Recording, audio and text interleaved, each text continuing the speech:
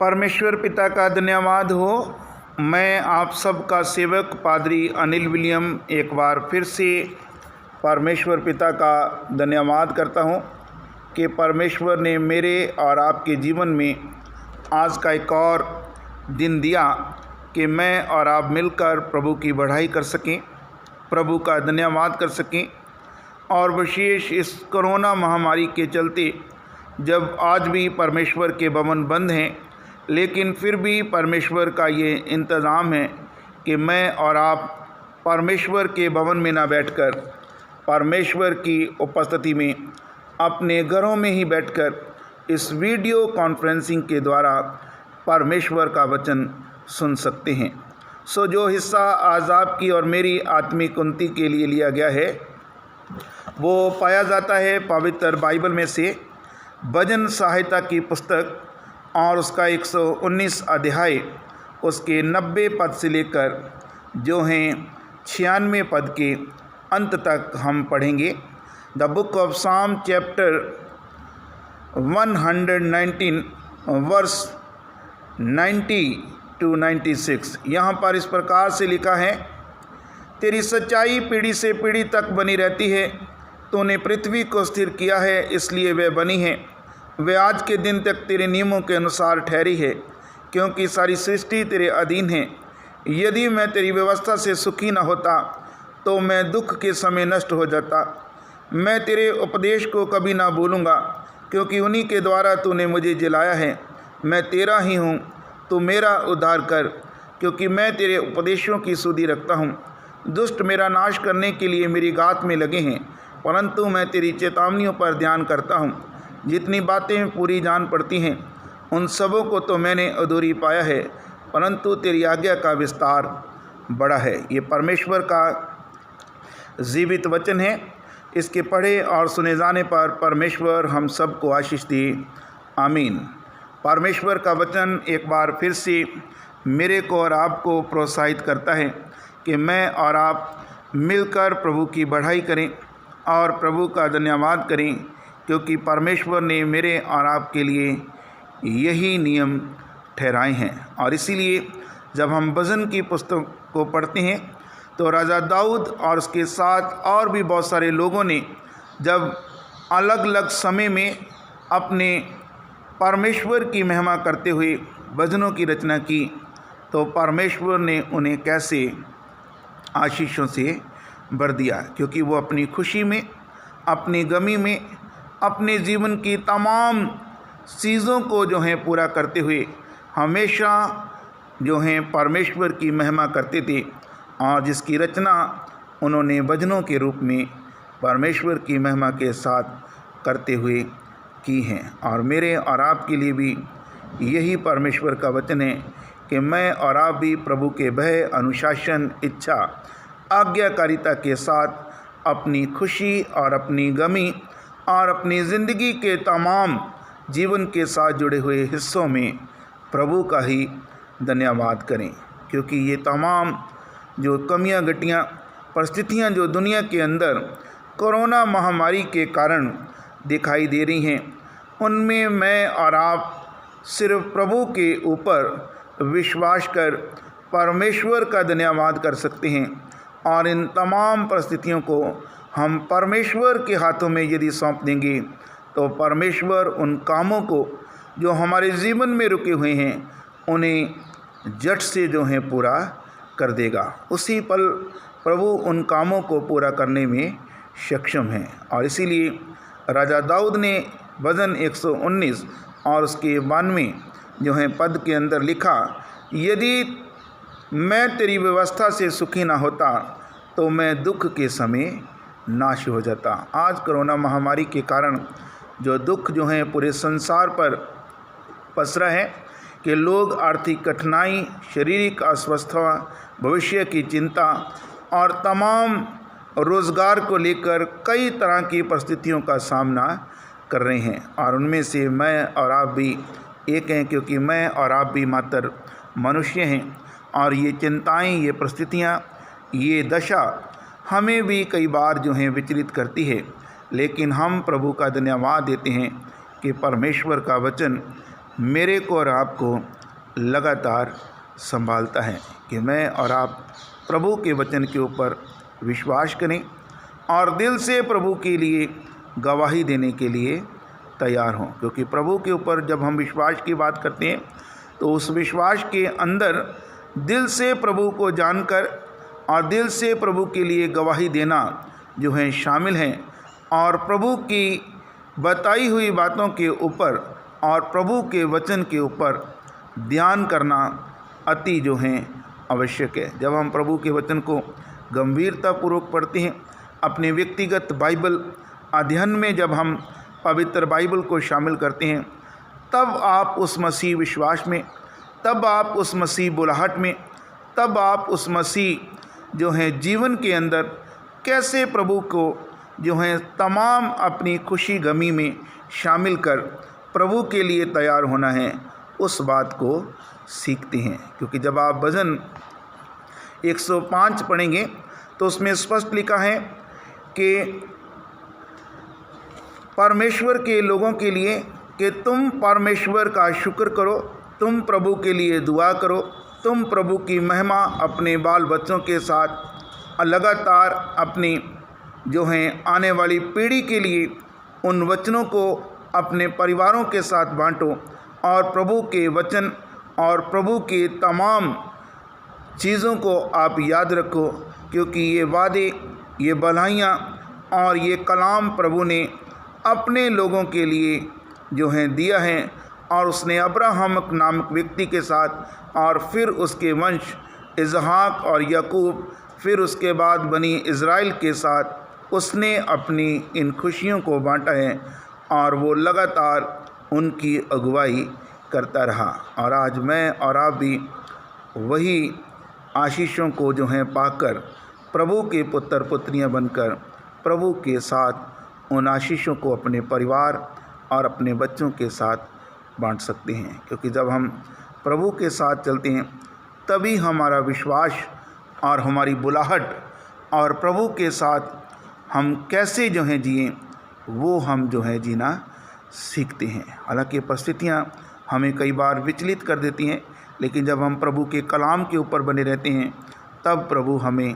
संभालता है। अब्राहम नामक व्यक्ति की जब हम बात करते हैं तो ये एक ऐसा व्यक्ति था जिसने कभी भी प्रभु को जाना नहीं था। उसका पिता जो था वो एक मूर्तिकार था, और पवित्र बाइबल में लिखा है 75 वर्ष की आयु में इस व्यक्ति ने परमेश्वर की आवाज़ को सुना और अपनी बुलाहट के प्रति गंभीरता से उसने विचार किया, और वो परमेश्वर के वचनों को सुनकर उस जगह के लिए जाने के लिए तैयार हो गया जो प्रभु ने उसको कहा था। और उसने अपनी पत्नी, अपने भतीजे लूत को, अपनी पत्नी सारा को अपने साथ लिया, और साथ में अपने पिता तेरह को उसने लिया, और वो प्रभु के पीछे चल पड़ा। हालांकि बहुत सारी कठिनाइयाँ, बहुत सारी समस्याएं, बहुत सारी चिंताएं उसके जीवन में आई, और उसके पिता ने भी बहुत बार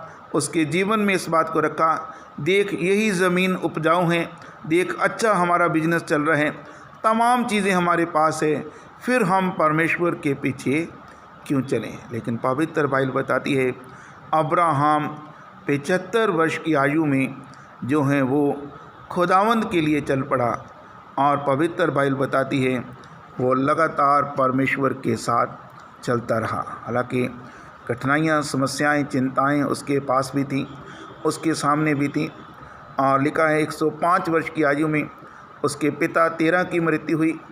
90 साल की आयु में, जब अब्राहम 90 साल की आयु का था, तब भी उसके पास औलाद नहीं थी, और 95 वर्ष की आयु में परमेश्वर ने उसे औलाद दी।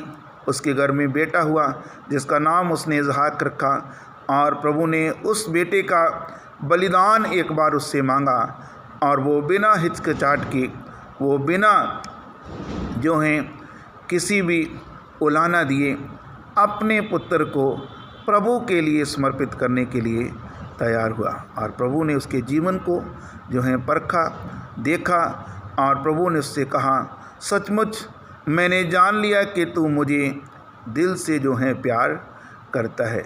और प्रभु ने वो आशीषें उसके साथ बांटी। हम भी तमाम परिस्थितियों में यदि दिल से प्रभु को प्रेम करें तो प्रभु हमें कभी भी छोड़ेगा नहीं। और इसके लिए हम पवित्र बाइबल में से कई उदाहरणों को जो हैं पा सकते हैं। और नए नियम के अंदर भी लिखा है, लूका रचित सुसमाचार 18 अध्याय और उसके 27 पद में, जो काम मनुष्यों से नहीं हो सकता वो काम परमेश्वर कर सकता है। क्योंकि अब्राहम के जीवन की जब हम बात करते हैं, कई बार उसे कई जो हैं इलाकों से होकर गुजरना पड़ा और उसका बेटा इसहाक जो था उसको भी गरार देश में रहकर कई परेशानियां झेलनी पड़ी। उसके बाद याकूब को, जो उसका इसहाक का बेटा था, और उसको भी कई परेशानियां झेलनी पड़ी।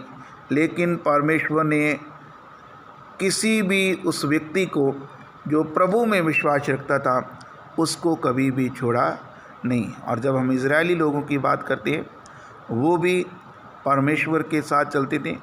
बहुत सारी कमियां गटियां कमज़ोरियां, यहाँ तक कि महामारियां उनके जीवन में आई, लेकिन परमेश्वर ने उन्हें उन तमाम परिस्थितियों से बचा लिया। जो लोग मसीह विश्वास में प्रतिदिन बढ़ते हुए अपने घरों में पवित्र बाइबल को पढ़ते हैं, वो इजरायली लोगों का इतिहास जानते हैं, कैसे 40 वर्ष तक परमेश्वर उनके साथ रहा और परमेश्वर ने उनकी तमाम इच्छाओं को पूरा किया। और उससे आगे बढ़कर जब हम पवित्र बाइबल में देखते हैं तो पवित्र बाइबल हमें बताती है कि मैं और आप कैसे परमेश्वर के ऊपर विश्वास करके उन परिस्थितियों को जब हम परमेश्वर के हाथों में दे देते हैं तो परमेश्वर कैसे हमें संभालता है और क्यों ये परिस्थितियाँ ऐसी आती हैं। और मैंने पहले भी आपको इस बात के लिए बताया है, ये परिस्थितियाँ हमारे ऊपर इसलिए आती हैं कि हम बेहतर इंसान बने। और कई बार परमेश्वर भी हमारी परख करता है कि हम उस मसीह विश्वास में, हम उस परमेश्वर के योग्य जो हैं कि नहीं हैं। और इसीलिए परमेश्वर का वचन हमें बताता है, हमें प्रतिदिन मसीह विश्वास संगति में जो है बढ़ते रहना चाहिए। और उसका एक ही जो है कारण है कि मैं और आप लगातार प्रभु में बढ़ते चले जाएं। और पवित्र बाइबल हमें बताती है, जब मैं और आप प्रभु के साथ उसके वचन को पढ़ेंगे, उसके साथ उसकी आज्ञाकारिता में बने रहेंगे, उसके वह अनुशासन और उसकी इच्छा में जीवन बिताएंगे, तो ये तमाम परिस्थितियाँ जो इन दिनों में हमें दिखाई दे रही हैं, जो हमारी शारीरिक अस्वस्थता को लेकर, हमारी आर्थिक कठिनाइयों को लेकर, हमारे भविष्य की चिंताओं को लेकर, हमारे रोज़गार की समस्या को लेकर, हमारे खुदावंद के घर कब खुलेंगे इसको लेकर जो बनी हुई हैं, वो तमाम परिस्थितियाँ जब हम प्रभु के हाथ में दे देंगे, प्रभु उनमें से जो हैं हमारे लिए उन परिस्थितियों को हल कर आशीष का कारण और आशीषें हमारे लिए ले आवेगा। पवित्र बाइबल हमें बताती है कि मैं और आप परमेश्वर के साथ लगातार बने रहें। यूहन्ना रचित सुसमाचार और उसका 14 अध्याय और उसके 15 पद में भी लिखा हुआ है, यदि तुम मुझसे प्रेम करते हो तो मेरे हुक्मों को भी ज़रूर मानोगे। व्यवस्था विवरण 4 अध्याय 29 पद में भी लिखा है, यदि तुम चाहते हो कि यहोवा परमेश्वर तुम्हारे संग रहे और तुम्हारी तमाम इच्छाओं को वो पूरा करे और वो तुम्हें मिल जाए और तुम उसे पूर्ण रीति से पालो, तो तुम्हें चाहिए कि तुम दिल से परमेश्वर के हुक्मों को मानो और परमेश्वर को पूर्ण मन से अपने जीवन में जो है जगह दो। अय्यूब की हम बात करते हैं पवित्र बाइबल में। अय्यूब एक ऐसा व्यक्ति था और उसके लिए लिखा है कि उसने हमेशा अपना जीवन परमेश्वर की इच्छा, भय, अनुशासन और आज्ञाकारिता में बिताया और कभी भी उसने परमेश्वर का तिरस्कार नहीं किया। लेकिन मुसीबतें उस व्यक्ति के घर में भी, उस व्यक्ति के जीवन में भी आ गई।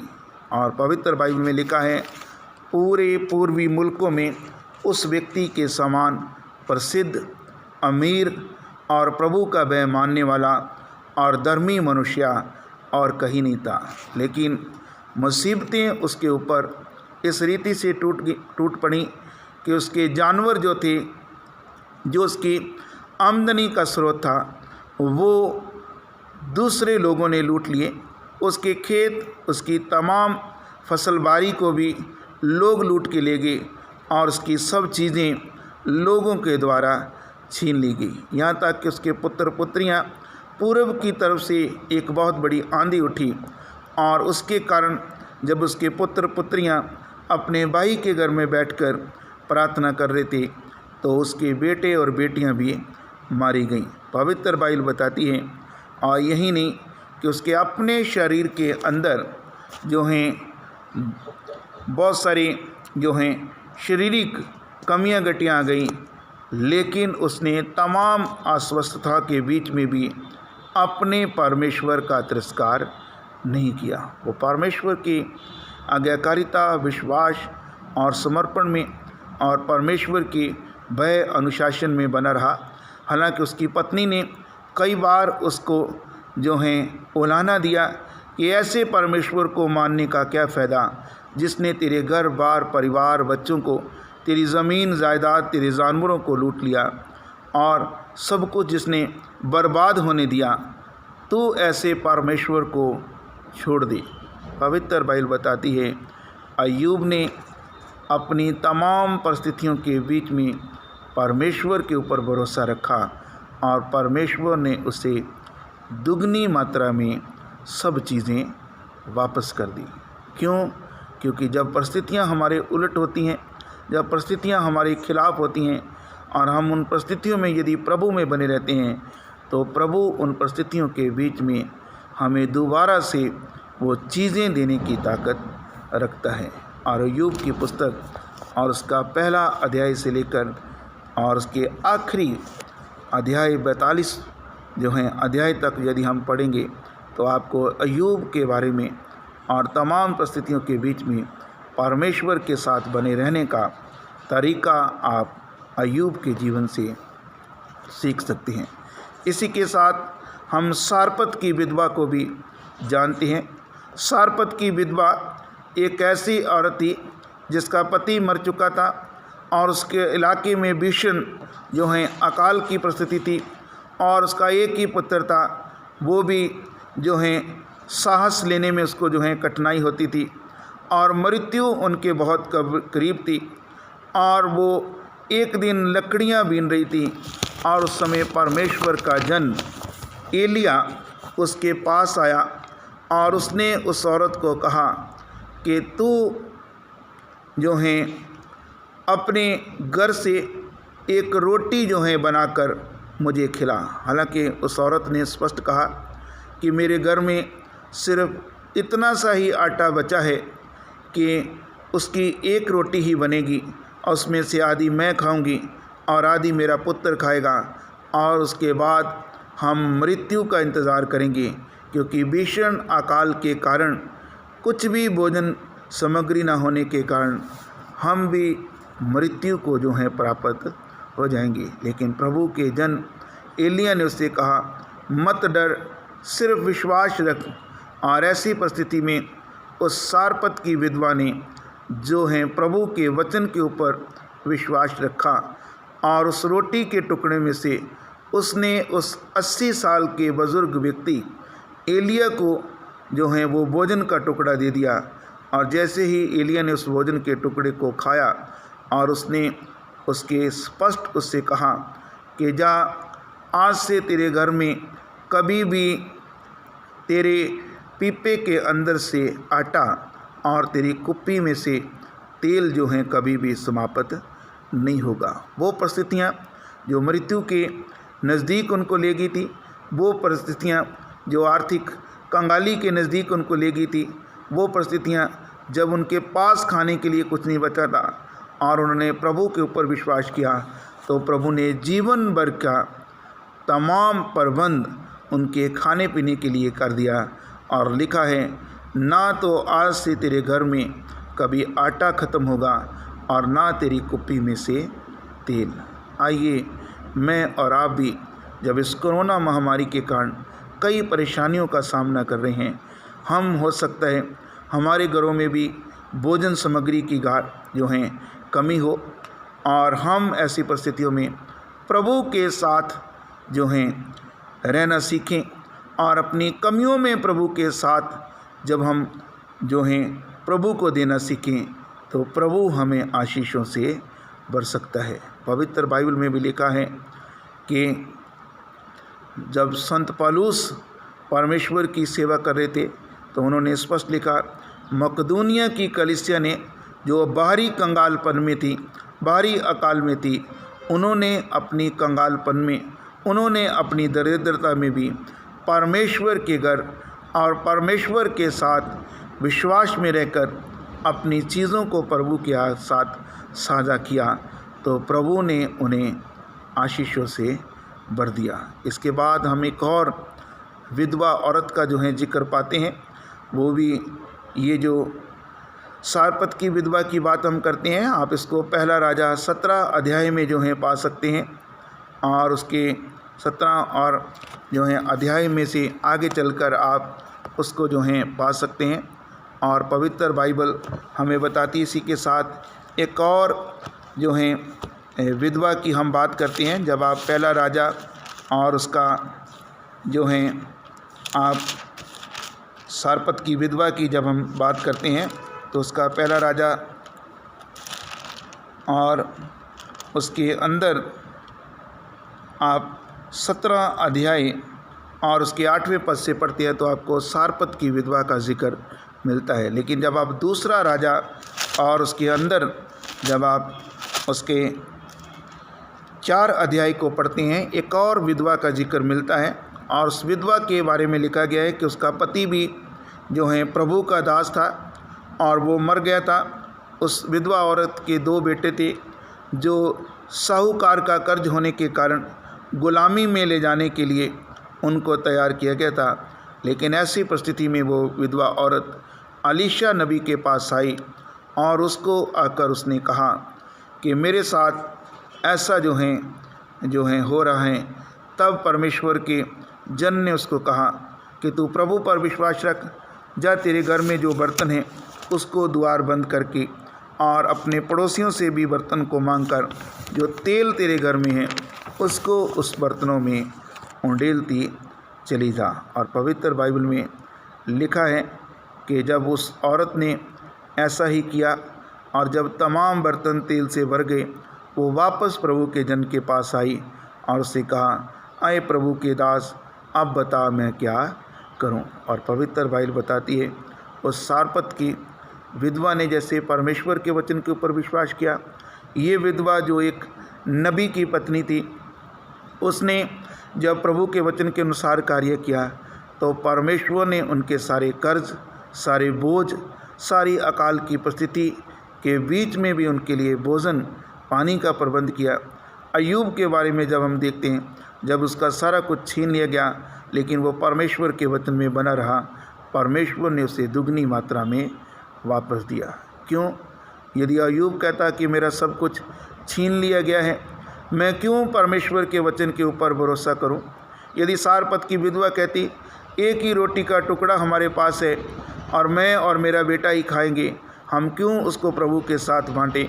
और यदि ये नबी की जो है विधवा इस बात को कहती हमारे घर में तो पहले ही कुछ नहीं है और मेरे बच्चों को भी गुलामी में जो है ले जाया जा रहा है, और मैं अपने घर में जाकर क्यों ऐसे जो हैं काम करूं?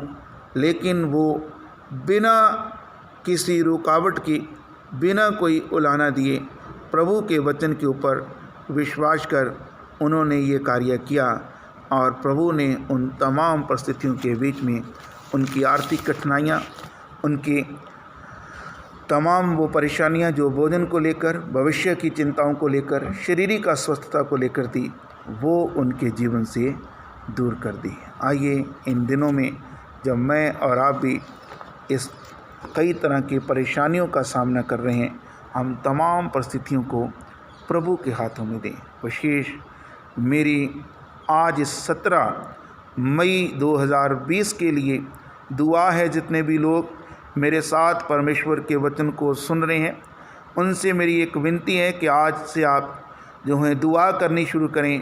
प्रभु, जहां आपने हमारी तमाम चीज़ों का प्रबंध किया है, तेरे भवन जो बंद हैं वो खुलने पाएँ, ताकि तेरे दास लोग और हम सब मिलकर वापस तेरे भवनों के अंदर बैठकर आराधना करने के योग्य बन सकें। आइए इन परिस्थितियों के बीच में हम अपने आप को प्रभु को सौंपें और प्रभु की बढ़ाई, प्रभु की महिमा लगातार करें।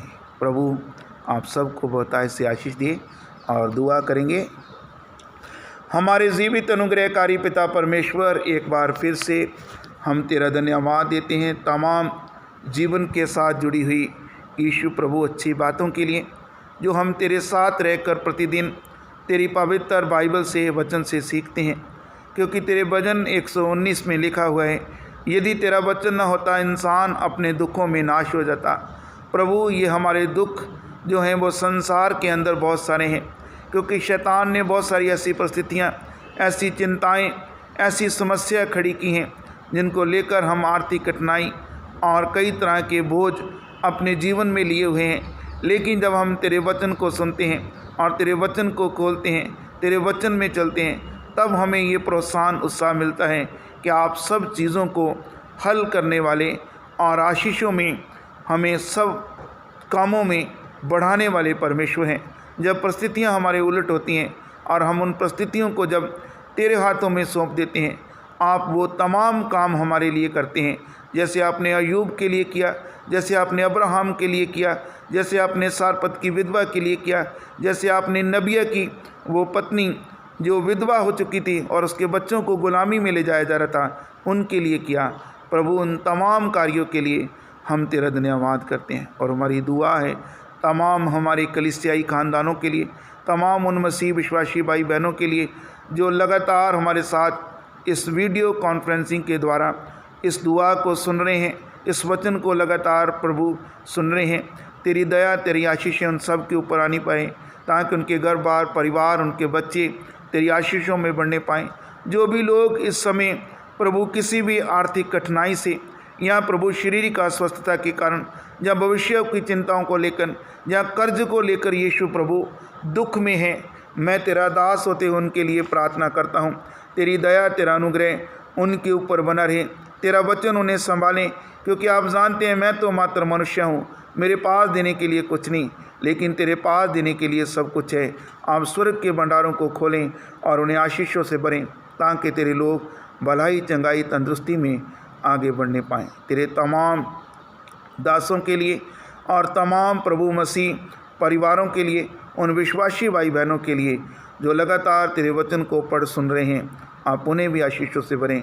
हमारे तमाम मेथोडिस्ट चर्च के लिए, हमारे डीआरसी के तमाम प्रबंधनकारियों के लिए, हमारे बिशप साहब, डीएस साहबान, पासवान, हमारी कलीसियाएँ और तमाम मसीह खानदान तेरी आशीषों में बढ़ने पाएँ। मेरे भी भाई बहन, बच्चे, परिवार, मेरी कलीसिया, मेरे लोग और हमारे बठिंडा मेथोडिस्ट चर्च की कलीसिया भी तेरे अनुग्रह में, तेरी दया, तेरे अनुशासन, तेरे भय, तेरी इच्छा, तेरी आज्ञाकारिता में बढ़ने पाएँ। प्रभु, आप हम सबको संभालें, विशेष ये कोरोना महामारी और प्रभु तमाम परिस्थितियाँ तेरे नाम से प्रभु समाप्त होने पाएँ और तेरे लोग खुशी से मिलजुल कर तेरी बढ़ाई करने पाएँ। विशेष जो तेरे भवन बंद हैं वो खुलने पाएँ, ताकि हम वापस तेरी आराधना करने के योग्य बन सकें। तमाम प्रभु इस महामारी के दिनों में आप यीशु प्रभु वो प्रबंधन कार्य जिन महामारियों को रोकने में किए जा रहे हैं, तेरे नाम से लाभदायक हों।